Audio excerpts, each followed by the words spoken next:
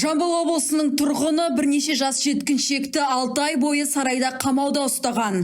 Күдіктінің өзі бұл әрекетке елдің болашағы үшін барғанын айтады. Күдікті болып көрінген азамат тексеру барысында осыдан бірнеше ай бұрын із-түзсіз жоғалып кеткен бірнеше жеткіншек табылды.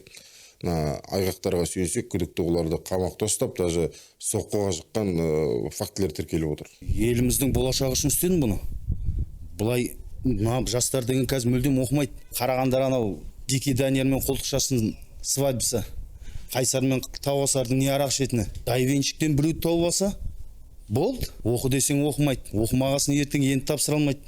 Енді тапсырмағасын жұмыста жоқ.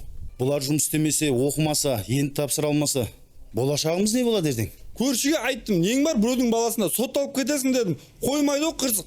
Полицияға айтып қойсаң, ертең көршілердің чатынан шығарып жіберемін дегесін. Админ ғой бұл сол жақта. Үндей алмадым. Қазір заман басқа, ешкімді қамап, сабап үйретпейді ғой баяғыдай. Вот мысалы Қазақстанда Educate KZ деген бар. Пожалуйста, онлайн үйретеді. Еще ЕНТ бойынша 5 кітабын доставкамен үйіңе жеткізіп береді. Сосын Қазақстандағы единственный прокторинг деген системаны енгізіп қойған бұлар.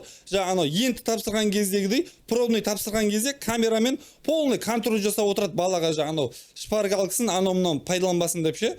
Енді проктор деп айтады екен, ондай адамды өйтіп ЕНТ-ға дайындалып барған бала деген жыртады ғой ертең ЕНТ-да деген. Вот, көрші, ана чатта админ қылып кетші, пожалуйста. Ұлткүл Бірыңғаева, Естібек Тестілеуұлы, ПТК арнасы.